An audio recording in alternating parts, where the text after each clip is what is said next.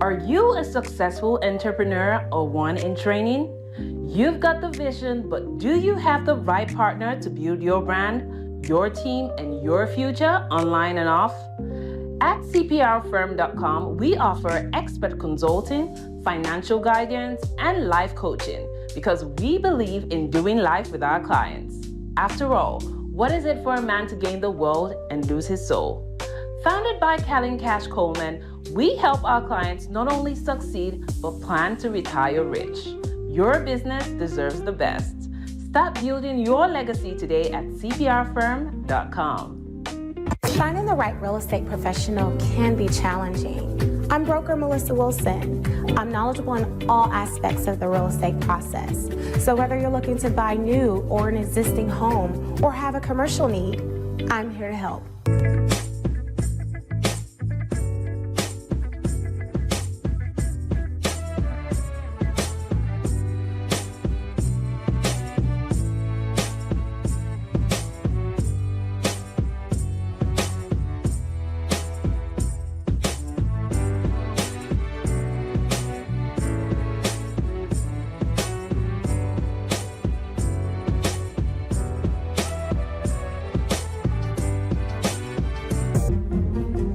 Make sure you pick up my two books that's in Amazon right now. The first one is Passive-Aggressive Racism and the System of White Supremacy. And I talk about in that particular book how the system of white supremacy really runs on our daily lives here in America. In our latest book, 7 Steps to Decolonize the Mind, we go through those steps to try to deprogram you from the system of white supremacy. Make sure you can pick up those books on Amazon.com.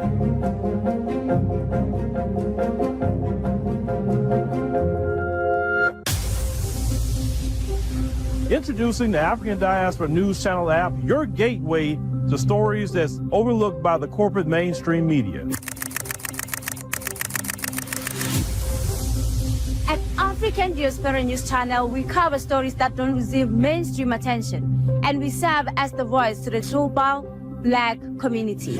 We are committed to informing and educating through the power of media, connecting the African diaspora one story at a time. With our platform, we're helping to end injustice by exposing it. Join us in standing for excellence in journalism and serving our community.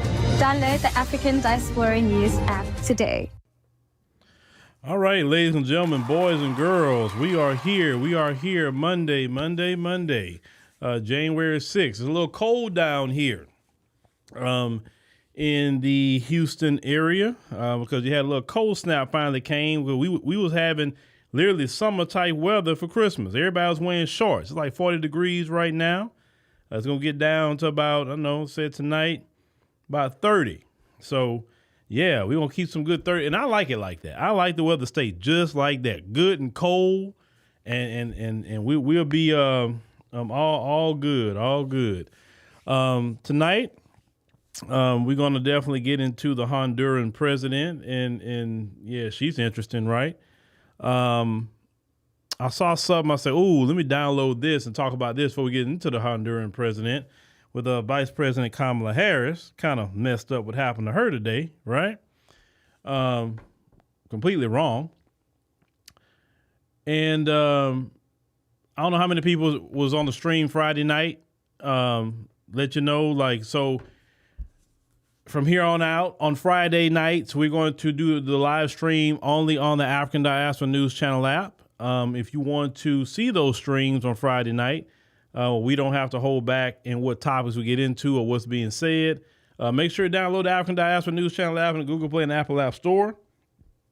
When you do that, hit create account. You can do monthly, quarterly, or yearly. You don't want to miss out. We had our first meeting with the team for the year, and we strategized some things that we were talking about. We got, we're going to work, like I said, documentaries. We got the Slay Queens show coming. That'll be coming on the app. We got to get some of that edit, at least the first episode edited up pretty good. But so we'll have the Slay Queen. Those in the African continent, you know what the Slay Queen is. So we're going to have that. And, the update for y'all that was on the app and listened to Friday night. So we did reach out to the dude and everything, the guy, and he ready to do the interview. But the deal is trying to get his wife with her work schedule. So I'm not going to do it unless she on board, right? So, I would like to have it done before the Friday stream. If not, we definitely going to do a stream. It's no problem, but we're going to make sure to do it right. So even if I have to, do an interview with them on the weekend and then we, fire it up the following Friday. But we're going to do that interview. Y'all want me to do them kind of interviews, talking to these folks about their craziness that they do? I'll do it. I wouldn't do it on YouTube, but I'd definitely do it on the app all day long. So that's the beauty of the app. We don't have to censor ourselves and not say this or not get into certain topics because, we're going to get banned. Listen, I told y'all before, we're going to follow whatever rules YouTube says or Facebook or whatever. That's their platform, their rules. On our app, we do it our way, right? So, yeah, thank y'all. He says 20 in Michigan right now. Okay, 20 in Michigan. Shout out to Michigan. But before we get to Kamala, real quickly, she wasn't even supposed to be in part of this, but I just have to talk about it. Before we get to Kamala, let me get to the 21st. There's a 21st century Rosa Parks that y'all maybe didn't know about, and a 21st century Harriet Tubman that y'all didn't know about. If y'all knew about that 21st century Harriet Tubman or Rosa Parks, then hey, I learned something new today. So let me play real quick the 21st century Rosa Parks here, because this is one of the most important black women in America. We definitely got to put some respect on this black woman's name at all times. So no matter what nobody say about this black woman. But this short clip won't take long. So let's go ahead and cue up one of the most important black women in America. Is Thornton Township shut down because of insurance? Yes, that is true. The fact is the Board of Trustees, Carmen Carlisle and Chris Gonzalez, did not come to any board meetings for over 60 days, causing us to not have insurance. You have the power to unilaterally appoint someone to this tie-breaking vote position. I do not. I do not have sole power to appoint anybody. When you're gonna say, hey, it's neglect, you're neglecting your duties as an elected official. I am history. I am the 21st century history. I am your Rosa Parks, your Harriet Tubman. I am that person. Somebody has to say, never, never, ever give up. All right. So yeah, you know what? With a black woman leading me like that, man, I need Tiffany Henry to come into one of our meetings and give us the game. Like teach me what I'm doing wrong, because hey, I could be doing a whole lot wrong, and Tiffany Henry can get me in line. All right. You say you lost power in Virginia for 4 hours with the snow? Oh, God bless y'all with that one. Oh, man, God bless y'all. All right. She did not bump her head. She just claiming who she is, and y'all better respect that. Should I wait till I have my edit videos in the folder? Hold on, give me a second. Let me respond to Victor.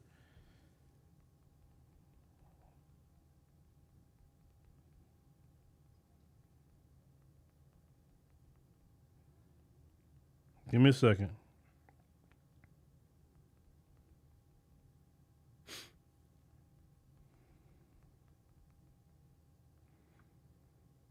All right, just had to respond to Brother Victor.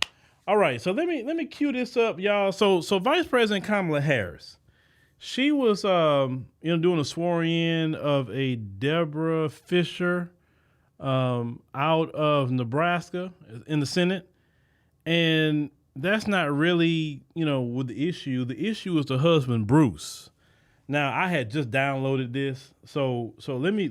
It's not nothing I had planned, but I want y'all to watch this. I mean, like this is crazy. Hi. Do you want to come here, Bruce?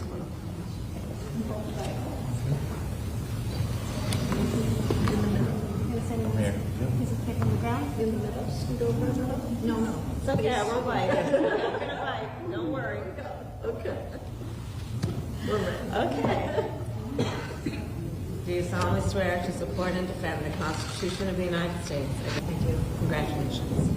Thank you. Thank you for your work. Thank you. Congratulations to you. Thank you. Okay, sure. Okay. Back just a little bit. There you go. Okay, so much. Ready? 1, 2, and 3. Hold it. Ready? 1, 2, and 3. Thank you very much. Thank you. Okay. There. 1 second. Well, this the thing, ladies and gentlemen. My Lord, like you couldn't even shake her hand. I mean, it's that bad that you couldn't shake her hand. Like really? I mean, even if you disagree with her politically or whatever the case may be, she is the vice president of the United States of America. I mean, maybe just shake her hand. It's not going to hurt you. But let me tell you what that was. It don't matter. See, this is, I see people talk about that biracial conversation a lot. And right there in that moment, we can have that biracial conversation all day, but them, they say, oh, that's a ninja right there. I know about her Indian mama, but that's a ninja to us. I ain't shaking her hand. Now, me, I would have been so cold with that. Oh, I'd have been so, if he didn't want to shake my hand, I looked at him like he was stupid, like, okay, I don't want to shake your hand anyway. I just had to do this, so I don't get fined. I would have said something just to draw attention to it so the media can catch what I'm going to say. But, yeah. It's like, them people don't like that woman. They never did. That's why Vice President Kamala Harris, if you would have made FBAs your priority, and if you'd have done right by FBAs, you would be sworn in a couple of weeks. Not even that long. You'd have been sworn in. All you had to do was just do right by black folk, but y'all chose not to, or at least you chose not to. And you listened to all them little chattering birds that was around you telling you to do everything else for everybody else.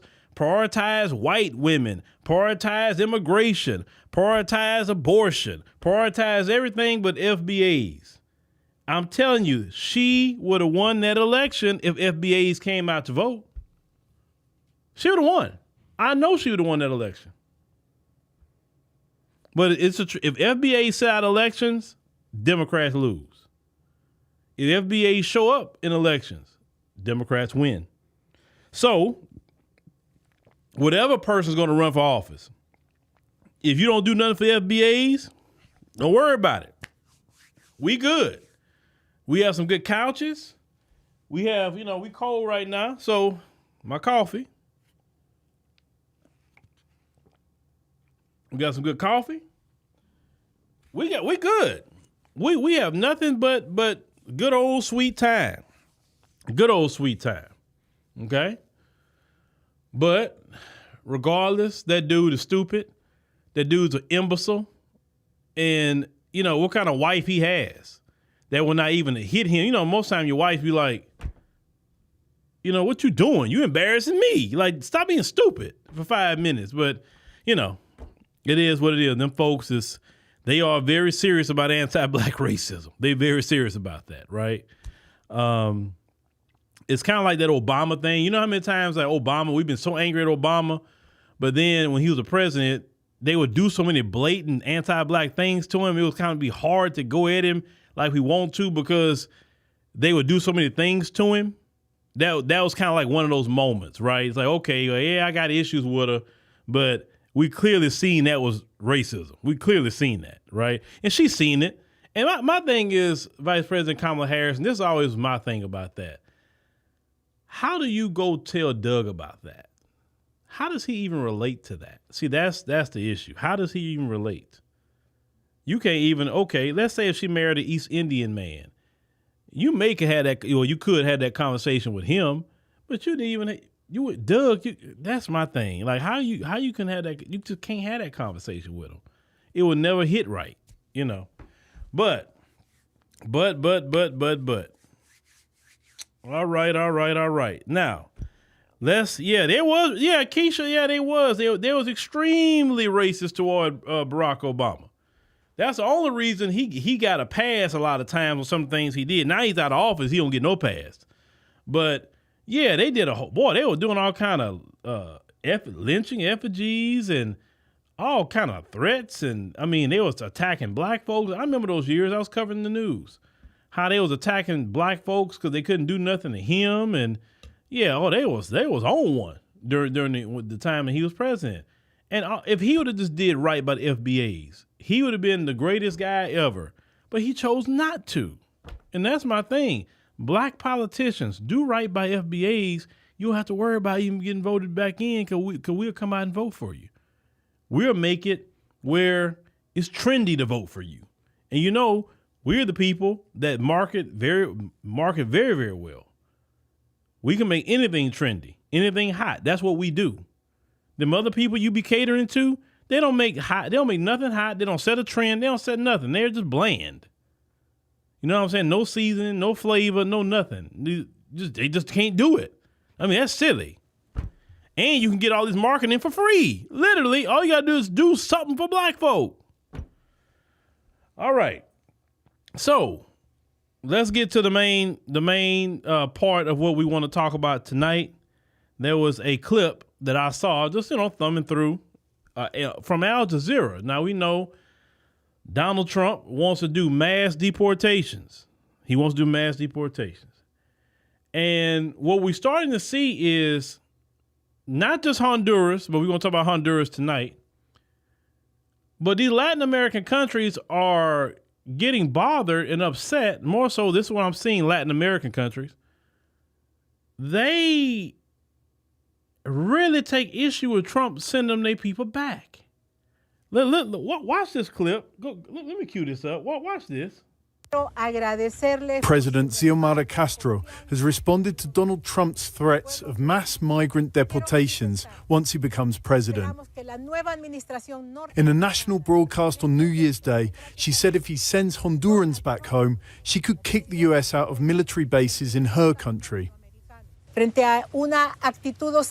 In the face of a hostile attitude of mass deportation of our people, we'd have to consider a change in our policy of cooperation with the United States, especially in the military field, where for decades they've maintained bases in our territory without paying a penny, which in this case would lose all reason to exist in Honduras. Mass deportations are a big worry for Honduras. More than 500,000 of the country's people live in the States without legal status, according to official US figures. Many send much-needed remittances back home. Now Castro is putting into play the presence of US forces, particularly in Soto Cano, a Honduran airbase. They've been there since the 1980s, tasked with, among other things, counter-narcotic operations. Fellow Latin American President Claudia Sheinbaum of Mexico was asked about Castro's comments on Thursday. She responded briefly. We talked to the president of Honduras some days ago. We're putting forward the idea of a meeting of foreign ministers of several countries in January to talk about the subject of migration and how the countries of Latin America and the Caribbean can cooperate to attend to its causes. Sheinbaum's dealing with her own demands from Trump that Mexico stops the flow of migrants to the US. If it doesn't, Trump says the US will impose 25% tariffs on all Mexican goods. These are all words for now, threats from a man who's not yet US president and responses from other countries to situations that are as yet hypothetical. But it is noticeable that the Mexican government, while measured and restrained, is sending signals that it's not going to be as pliant as last time Trump was in power. Honduras, meanwhile, seems to be going a step further. But Honduras is one of the smallest and most impoverished countries in Latin America. Does it really have the power to resist the US? One of Castro's political rivals and an ex-member of her government had this to say. If the U.S. decides to close the tap on the $30 million that come into the country daily from the States, it would kill us with hunger.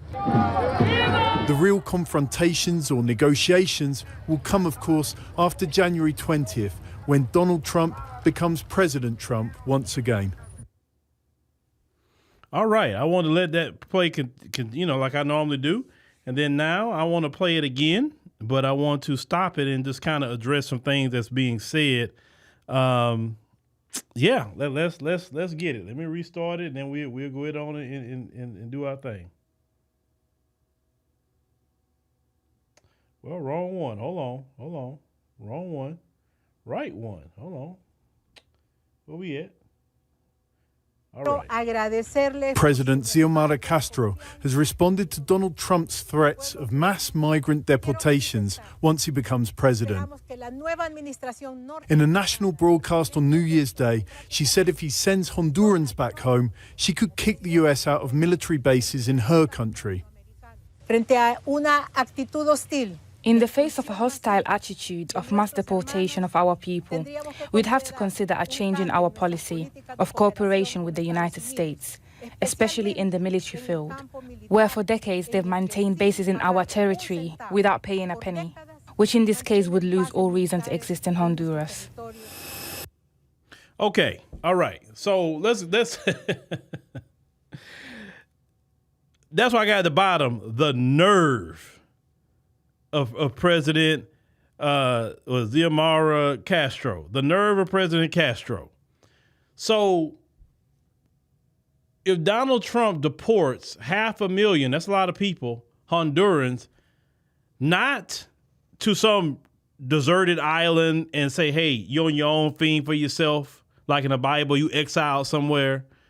Not putting 500,000 Hondurans in jail, solitary confinement for being in this country, not physically harming them, but sending them back to their homeland where they come from, the flags they love to wave, send them back to their homeland. Their own president is saying if Donald Trump send these people back to their own homeland, then you know what I'm going to do? I'm going to close the military bases. What kind of message is that to send? You don't want your own people, so we have to take them? What kind of crap is that? Like, did I hear that lady right? That she is basically saying, I don't want those people back over here. And if you send them back over here, I'm closing the military bases you have because I don't want them here. What kind of man? I've never heard a president say that before. Have y'all heard a president say that before? Maybe I'm missing something, right? Am I missing something? That a president don't want their own citizens back? No, she not putting on the line for quote unquote the illegals. I talked to my wife about that. My wife said, oh, I know what that is. She don't want them back because she don't want to have to take care of them. You see, and a lot of them in Latin America is like that. They don't want to take care of their own people. So they glad when they leave. And that's really what this is. She don't, but look at the way she's dressed. Hold on, let's get her back on the screen. Madam up here. Hold on.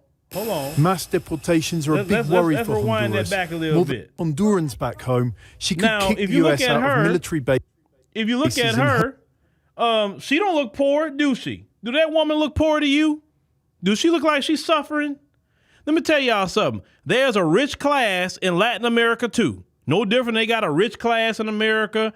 There's the rich in the African continent. There's the rich in the Caribbean, Europe, Asia, the Middle East. There's the rich in every country. And this woman here is rich. And the rich hates the poor. They hate the poor. The rich hate the poor in America. The rich hate the poor in Honduras. Okay? Clearly. And she's the rich class. And that woman isn't missing any meals. Her hair look like it's done all the time. Her clothes look like it come from nice places. That woman got money and she hate these poor people. So, hey, you Americans, you take care of our people. I don't want them here. I don't want them here. What kind of crap is that, man? Man, I kind of see why some of them people come up here. I can imagine how y'all were being treated in your own homeland, but look, it's not our problem. We were being treated like crap, being killed and everything else in our own homeland, right? America. But what do we do in our homeland? We fought. We stood. Yes, a lot of us died in the process. Oh, yes. A lot of us went to jail in the process. Oh, yes. But we still stood and fight. We didn't do like y'all and ran. Y'all need to go 500,000 of y'all need to get yourself back in your homeland and go stand and fight. Well, let's continue because there's something else I want to harp on too in this report. Country. Frente a una actitud hostil. In the face of a hostile attitude of mass deportation of our people, we'd have to consider a change in our policy of cooperation with the United States, especially in the military field, where for decades they've maintained bases in our territory without paying a penny, which in this case would lose all reason to exist in Honduras. Now, how is it a hostile attitude when our tax dollars are paying for her 500,000 people? How is Americans hostile? Americans has not been hostile. Americans have been hella welcoming. America has not jailed these people with mass incarceration. They don't do that to FBAs. They haven't mass incarcerated them. They have given them jobs illegally. They have places to stay. They have cars. A lot of them been here for decades. What do you mean hostile? What, because American citizens are finally saying, hey, man, all right, enough is enough. You need to do what you had to do here. Go on back to your homeland now. It's time. We can't foot the bill. The fact is, when we have abundance, we may not be paying attention to you. But when we get in lack, we looking at everywhere we spending money. And when we start saying is it's time to go ahead on and cut the fat because we can't spend money because we don't have it. So we look at it and say, okay, look at all this money in the billions of dollars going to people who've been in this country a lot of time for decades. If you haven't took care of your citizenship or something in decades, I don't feel bad for you. Because I know people personally who took care of their business in less than 12 months. Got their green card in less than 12 months. Took care of their business. So if they took care of their business when they came over here, how in the world you over here 10, 20, 30 years and you haven't took care of your business? I don't feel sorry for you if Tom home and grab you up. No. You should have been took care of your business. But hostile.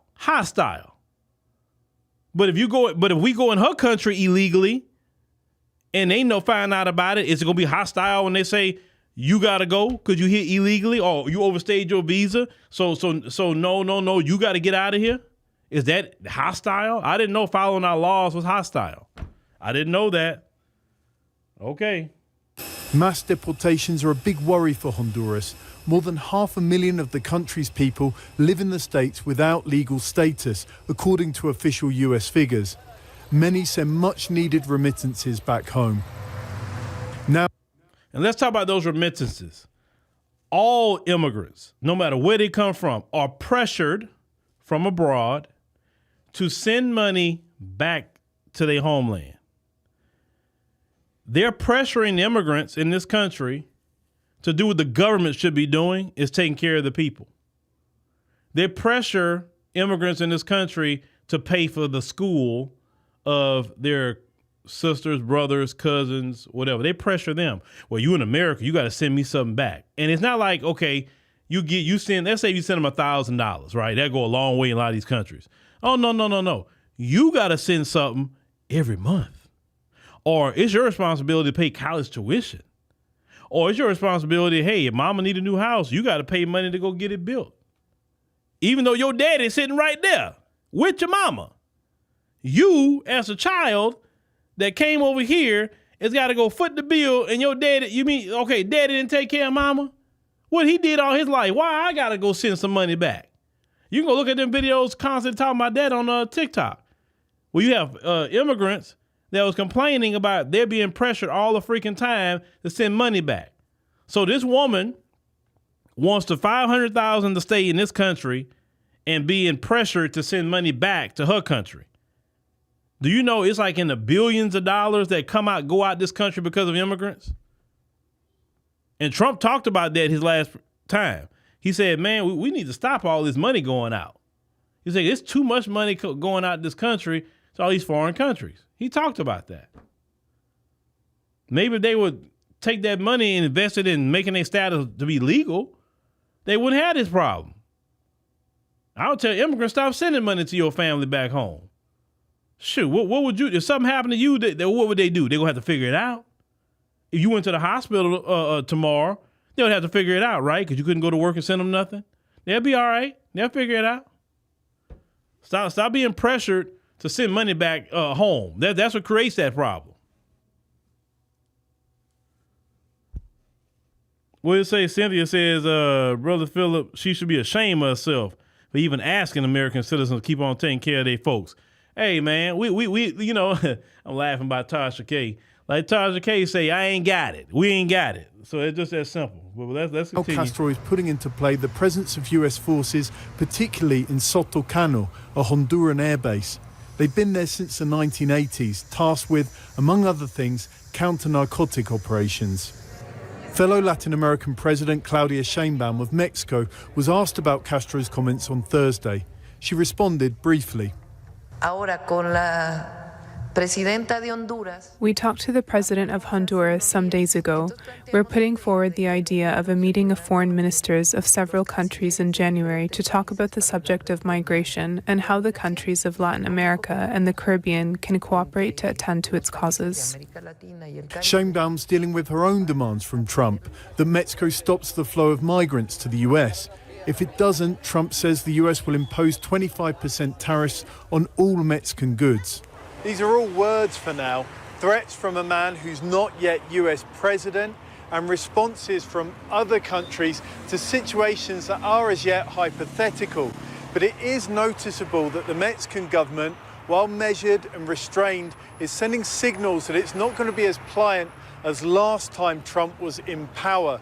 Honduras, meanwhile, seems to be going a step further. But Honduras is one of the smallest and most... Now, when these other groups of people we want to talk down on, y'all black people, y'all live in the hood, y'all so ghetto. If you just stare at that picture right there, ain't none of our ghettos look like that. None of our ghettos look like that. So don't sit up here and let the Vivek Ramaswamis or anybody else come into this country and talk crap on the hood. Man, the hood look luxury compared to some of this stuff. Let's continue. Impoverished countries in Latin America. Does it really have the power to resist the US? One of Castro's political rivals and an ex-member of her government had this to say. If the U.S. decides to close the tap on the $30 million that come into the country daily from the States, it would kill us with hunger.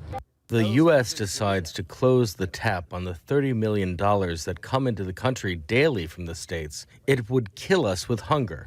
The U.S. decides to close the tap on the $30 million that come into the country daily from the States, it would kill us with hunger. The U.S. decides to close the tap on the $30 million that come into the country daily from the States, it would kill us with hunger. $30 million, this man says, a day. $30 million a day. Okay, hold on. Let me get my little calculator here. Hold on. All right.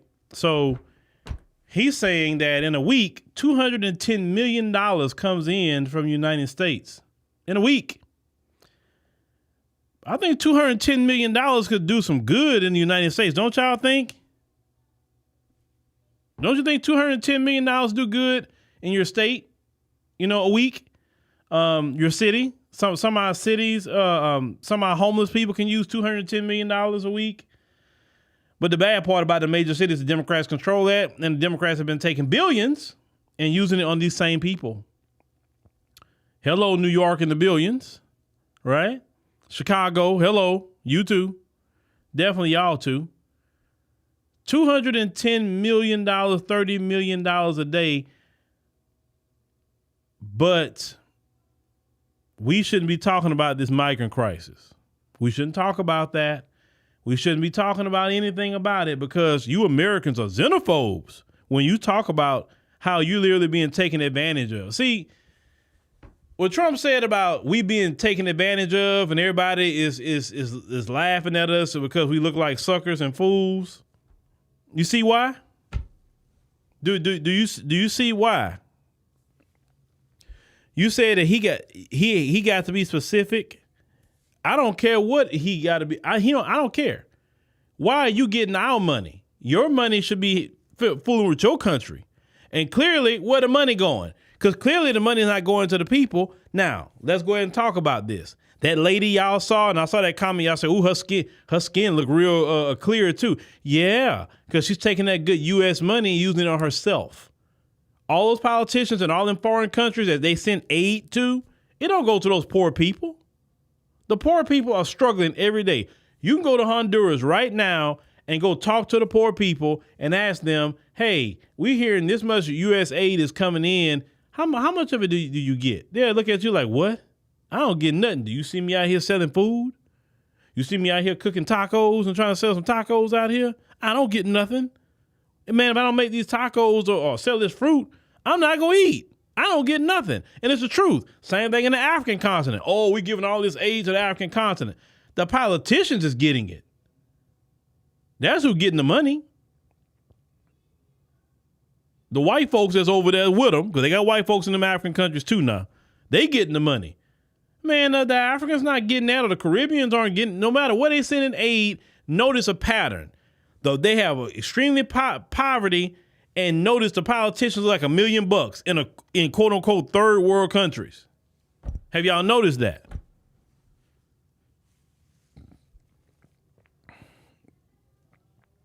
Have y'all noticed it? It's ridiculous, man. It's ridiculous. But we don't supposed to say nothing as American citizens. We don't supposed to say anything. We're xenophobes and we talk about it. If Trump talks about, hey, we need to get these people back to their homeland, then he's a racist. He's all these different things. No, it's an economics thing. It's economics. We don't have enough money as a country to take care of the world. That lady, her responsibility is her people, right? Get your 500,000 Hondurans back to your homeland and y'all figure that thing out between each other. It's just that simple. Now, she talking big and bad, but I already know what's going to happen. Trump going to say, okay, all right, I'm still going to send your people back. I'm going to cut off the money. And I'll close my, we know Trump is petty. Trump is extremely petty. They doing all that talking, but I want to see them talk like that when he gets sworn in. Because he's not sworn in yet. You know, Claudia Sheinbaum, the president of Mexico, she doing all her big talk too. You know, Justin Trudeau was talking too, right, in Canada. What happened to Justin Trudeau today, guys? If y'all been following Canadian politics, he just resigned. But he was talking big talk too. And he resigned. I'm like, well, I said I was looking forward to him being the governor of the 51st state of Canada. I was looking forward to that. You know, I guess he didn't want to be the governor of the 51st state of Canada. I guess not. So, and the funny part about that, a lot of Canadians actually are down with it. They say, man, if we'll take it. We'll be a part of the United States. That's cool. You know, so, hey, that's that. But, you know, I've been told also NATO's worried. I've been told that by someone, you know, they got little knowledge of some of that NATO's worried that the United States will pull out of NATO. And I'm going to tell you this much. If the United States say, all right, NATO, we're pulling out, you on your own, China and Russia will be on their bumper the day it happened. Because the only reason Europe is the way it is now is because of the United States. The United States have all their military all over the place, and the United States keep them protected. A lot of these European nations are small. They're not huge like that. The UK is not a huge place. For instance, they're not. France isn't a big place. It's really not. That's why France has to be a leech on West Africa, and now you're seeing more and more West African countries kicking them out. We know Mali and Burkina Faso and Niger kicked them out. Now you're hearing Ivory Coast is talking about kicking them out. You know, so I'm happy to hear France being kicked out of African nations. I'm so proud of them to do that. You know, you're talking about some bringing the African continent forward. That's bringing it forward. Kick all them colonizers out and tell them you can't come here.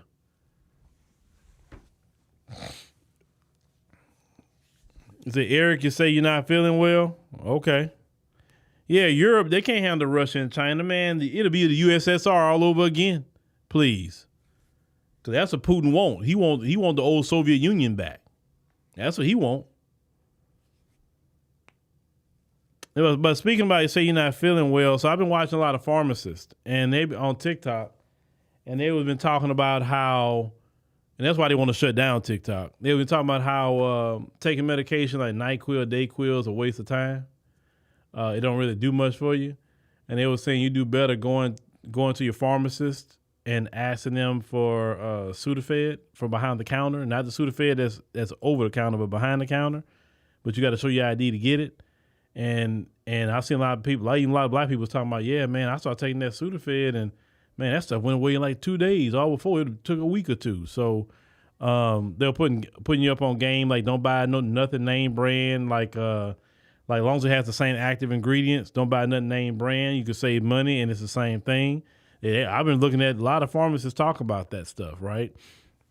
And so yeah, that's why they want TikTok gone. They want it gone. We learning too much on TikTok. We're learning way too much. So they don't want us to know. Because think about it. You teaching people not to buy a Tylenol, but buy the Walmart brand or the CVS brand or whatever, because it's the exact same thing as long as it has the same active ingredient.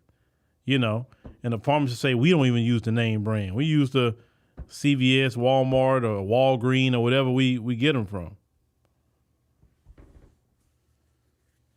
Yeah, vitamin C. Vitamin C is good too, but you need to leave a lifestyle vitamin C. And what I mean by lifestyle vitamin C and vitamin D is something you should be definitely eating in your food. Eat foods that have vitamin C and D in it. I think the best way to do it is if you can eat the vitamins best way you can through your food, than taking a pill or drinking what's that thing called? Emergency, right? Drinking things like that.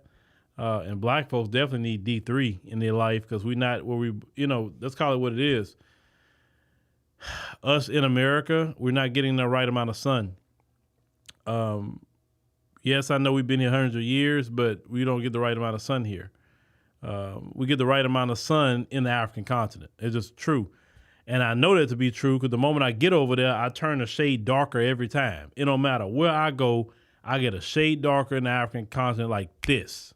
Immediately. It's crazy how quick I just get darker. And over here, I lighten up. Now, of course, I need these lights. At least up here, I'm a little lighter, but I'm not lighter than what you see on these lights. Some people, you're getting lighter. I say it's lighting. It's like, I have to use a lot of lighting because I'm freaking dark. So I have to use a lot of lighting. If I didn't have to use much lighting, I wouldn't. It's just that simple.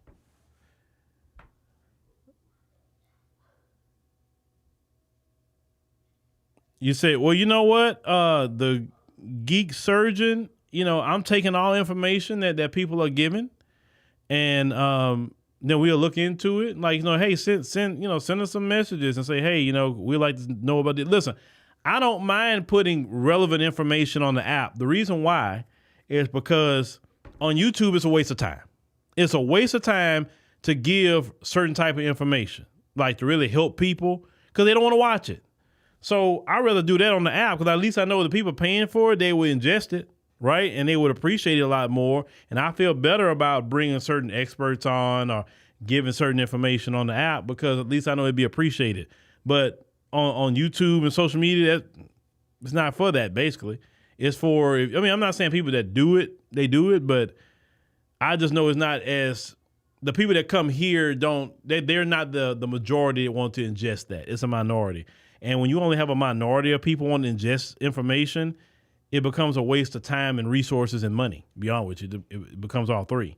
So, but now putting it on the app is great because, hey, the people have a membership on there and you can give them that kind of content because they want that, and that's fine. Damon say you haven't taken medicine in years. Said vegetable is the way. Yes, yeah. Eat your vegetables. Take care of yourself much as possible. Like I said, one thing not the Ozempic thing. I don't talk about. Listen, I don't get into talking about medication. I'm just talking. But they said the food companies are mad about Ozempic and all that other stuff because people aren't buying their ultra processed foods because basically that medicine turns people off to it. So a lot of that food now is starting to sick, and the more and more people get on those GLP-1 medications. And I'll say good. I hope the junk food people go out of business tomorrow because they don't do nothing good for Americans. They just make us sick. Whether it's high blood pressure, diabetes, you listen, they didn't ruin the alcohol, y'all. They didn't came out, the Surgeon General talking about alcohol is giving people cancer. They say it's giving people up to 7 different cancers out here. So some of y'all that drink a lot, now I'm gonna tell you this much, real talk. The alcohol in the United States and the alcohol overseas tastes completely different. Me and my wife had that conversation about the alcohol in America versus what we tried overseas. In America, let's say you buy some tequila in America, it'll get you drunk. If you go buy some tequila where it comes from in Mexico and drink that, it will not get you drunk. Do you know they drink tequila like they drink wine over there? Or like everywhere we go, I remember I bought some Amarula in South Africa and Amarula, which is like a cream liqueur, here at Total Wine. It don't even taste the same. It don't. It's like these people have ruined everything, literally. It's like I guess you're gonna buy something to drink, I guess get your friends to bring it back for you or whatever and do it sparingly. Do it sparingly. But yeah, the alcohol is making people get cancer. So you can read up on it yourself. You don't have to take my word for it. Yeah, it's not the same alcohol anymore. It's not the same. But I've never been one to be a big drinker. I've been one to like cream liqueurs, if anything. I'm not one to say, "Oh, I'm gonna toss it back with a bunch of whiskey." Because I always been the one to say, "Hey, I'd be a designated driver for everybody." Because I just never had just a deep taste for alcohol like that. And the reason why is I've seen too many people get drunk and just act a plumb fool and fight, and people lose their life behind getting drunk, driving and all that stuff like that, right? And I've never been drunk in my life. I don't know how it feels. I mean, I've been buzzed, but not drunk. And I don't know how I react if I became drunk. I don't know. Would I be a happy drunk? Would I be a mean person? I don't know. I don't even want to have that experience. I've never been high on anything. So I don't know how that feels either. And I don't want to know how it feels to be high on anything. I don't know nothing about no marijuana or nothing. I never did that. I never, and the reason why I never did that, I don't like the smell of it. To me, it stinks. It stinks bad. I just don't like the smell. So I just never did that. Now, to y'all that need to do that all the time or every day, I mean, that's y'all. The only thing I'm saying is just personally, if you need alcohol every day to function, or you need to be smoking every day to function, it's something to that, okay? And you need to get down to the bottom of why you have to drink every day to function, or why you need to smoke every day to function. I'm saying there's something to it. What are you not addressing? And you found that to be like make you forget or whatever the case may be. But yeah, just figure that thing out. All right, ladies and gentlemen, thank you for joining us on the stream tonight. We really appreciate it. Make sure you click the subscribe button. Make sure you click the like button. That's very, very free, right? Tell your friends and family about the African Diaspora News channel. Definitely tell them about the app. And remember, Monday through Thursday, I will be streaming on ADNC.